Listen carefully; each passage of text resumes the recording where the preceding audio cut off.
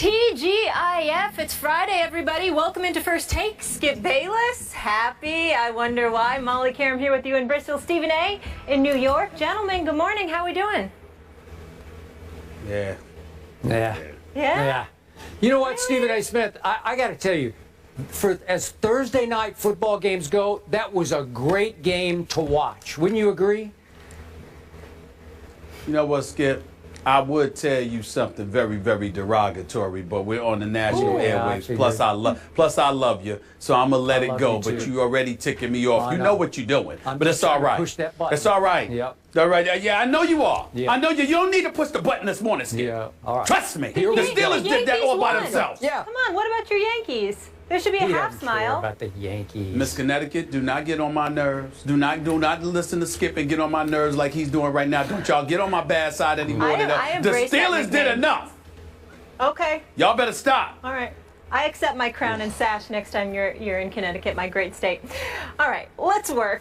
Coming up, we'll preview this weekend's slate of games. We're going to pick those, plus the big SEC showdown, Alabama versus Georgia. How much pressure is on Mark Richt to get the win? In corner, Orlando Scandrick will join our Cowboys hater and lover for some real talk on America's team. But first, we kick things off with Thursday night football. Baltimore rallied from a 13-point second-half deficit to beat Pittsburgh on the road for their first win of the season. The Steelers went for it on fourth down twice in overtime, but couldn't convert. Justin Tucker made a 52-yard field goal with 5:08 left in OT to give the Ravens a 23-20 victory. Here's Michael Vick. Probably one of the toughest losses of my career.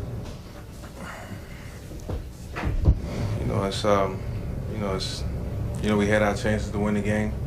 There was a lot of plays that I could have made that I didn't make, and it's disappointing.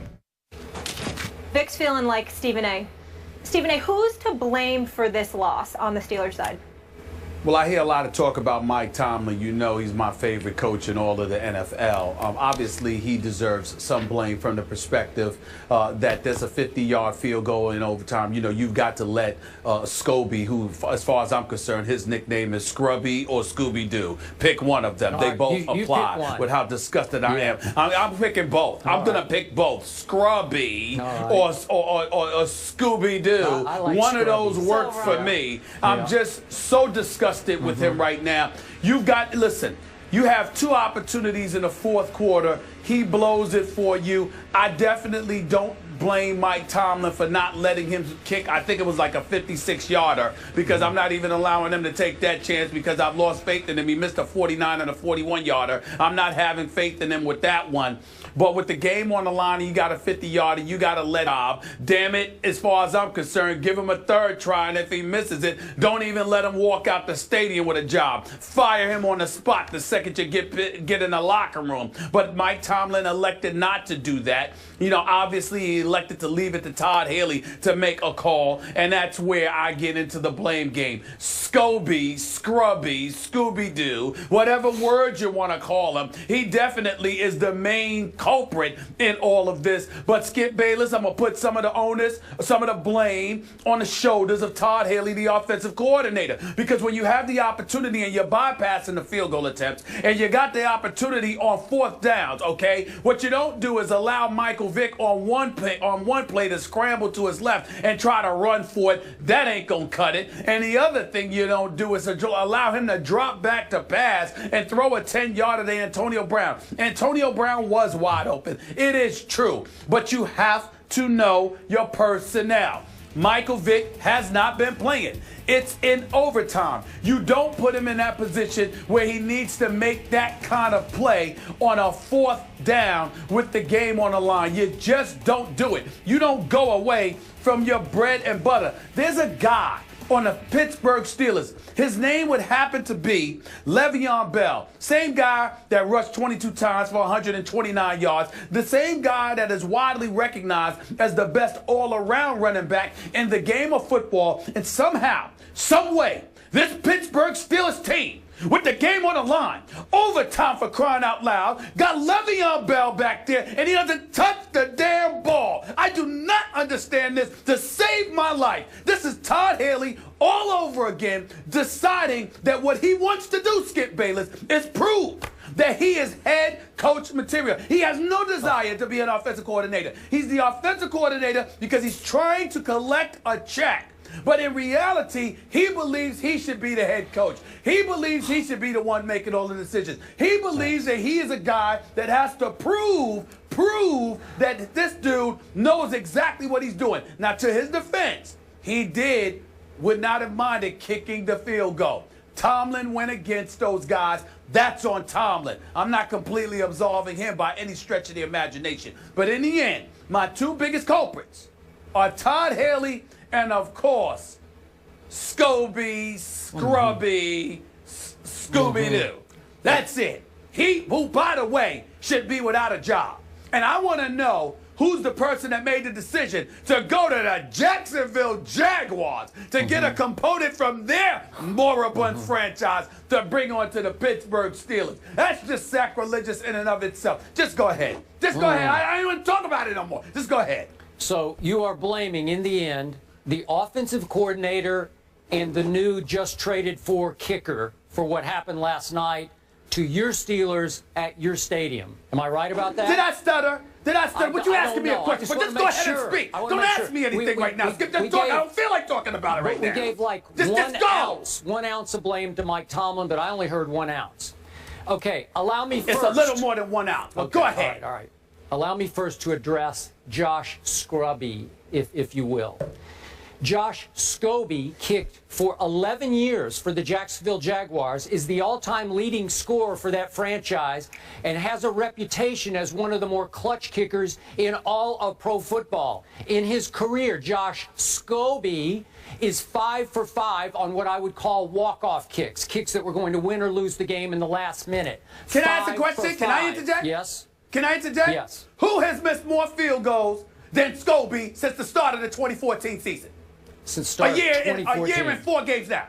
Who's missed more field goals than I assume you're going to tell me Scrubby? Nobody. Who? Nobody. Thank you. Okay, nobody. now I don't care. What have you done done for me lately? I'm a Janet Jackson fan. What have you done for me lately? Okay. Nothing. Yeah. You said nothing. Don't nothing. Oh, yeah. It'll cost us. Okay. Now, I'm going to ask you this. What is by far the most difficult field to kick on in the National Football League? And it's not even close. Heinz Field. Because at Heinz Field, since it opened in 2001, on kicks of 50 or more yards, only 28.6% have been made. Think about that. Only 28.6% of kicks of 50 or more yards. Wow. On all other stadium and all other turfs all around the world, wherever the NFL might play, Wembley Stadium in London, all those, the average make from 50-plus yards is 57.6. So it's 30% more chance of making a 50-plus yard field goal anywhere but Heinz Field. Bottom line, he was kicking into that tricky wind late in the game, going into overtime. And was I surprised he missed from 49 yards? I was not. 41 is about a 50-50 endeavor on that field against that wind, that tricky crosswind, and he missed it. And I give you that one. That was a tough one. But in the end, I do not blame Mike Tomlin for saying 50, I don't think so. But here's where I do blame Mike Tomlin. And I'm on record, so I'm not being 20/20 hindsight here. We have both agreed that the only place where Michael Vick would have landed one last shot was with Mike Tomlin in Pittsburgh. And I give Mike Tomlin props for doing that because he loves him some Michael Vick. He holds Michael Vick in awe for all that Michael has accomplished on the field and off the field with the redemption that he was able to achieve post-prison sentence.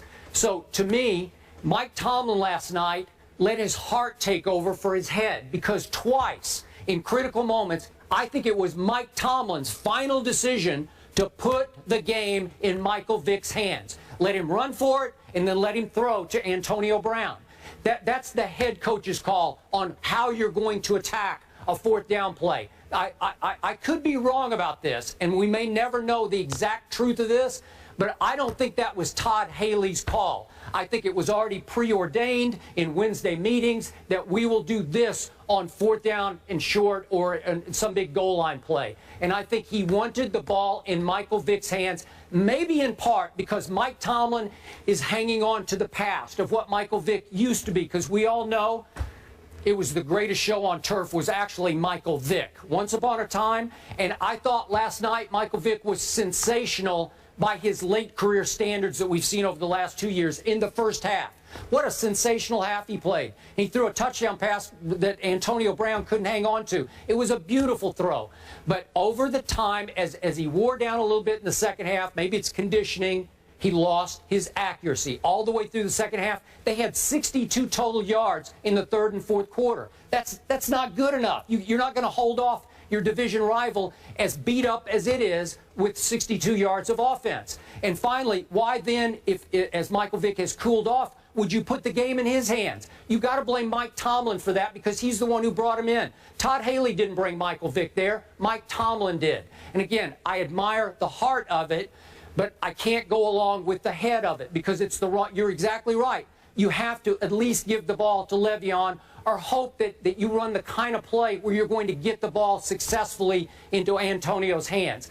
That was a little bit of a dicey throw, because he had to throw it across his body into the flat, and he'd lost his accuracy, and we know the rest of the story. So why would Mike Tomlin choose Michael Vick on those two plays? That's just me. Well, listen, again, you and I disagree from the perspective that I think that it was Mike Tomlin's call not to kick that field goal, but I think the play calling was left to Todd Haley. And whether it was planned earlier in the week or made just impromptu at the moment that the game was unfolding, here's what I don't like.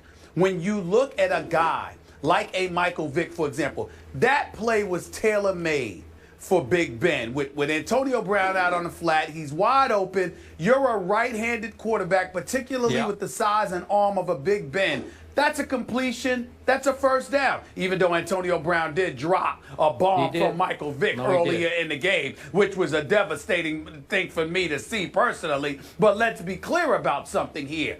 You're asking Michael Vick to throw across his body. He's a lefty. See, that's the kind of thing where you know some coaching or lack thereof comes into play. Because if Michael Vick was throwing that to the left side of the field, Skip Bayless, wouldn't that have been, a significantly higher chance of that completion taking place than him having to throw across his body? You got to know these kind of things, which these coaches undoubtedly know if they're paying attention to. Unfortunately, that's not what happened last night. I didn't think Michael Vick played a bad game. A matter of fact, considering the fact that he hadn't played in quite a long time, I didn't think that he was that bad at all. He wasn't a game changer or anything like that. But he showed up, he contributed, he made some good throws last night. I'm just saying you've got to know your personnel, and more importantly, ride with the horses that get you there.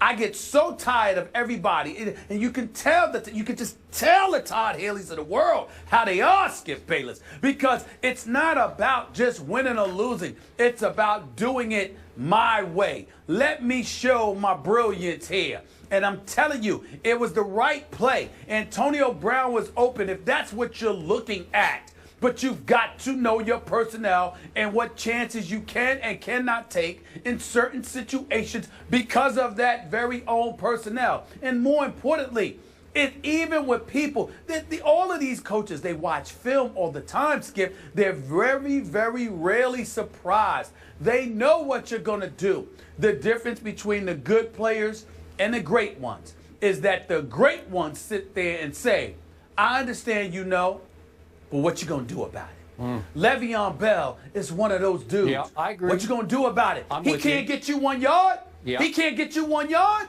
This 4th and 1. Not once, but twice. And his number doesn't get called? Oh, it's unforgivable. Yeah. It's unforgivable. Okay, last quick point on this question. I would also take issue with the choice of throwing that kind of pass to Antonio Brown. I love Antonio. I know him off the field. Big fan. But he's not the tallest guy in the world. So you're asking Michael Vick to throw it to by NFL standards, a miniature target out in the flat. And the ball was high. If you threw it to any of their bigger targets, somebody might go up and snatch it. Haywood Bay or Wheaton would have been fine with me. Would have been fine with me. Yep. Want to get into the Ravens side of things now, gentlemen? Yes. All right.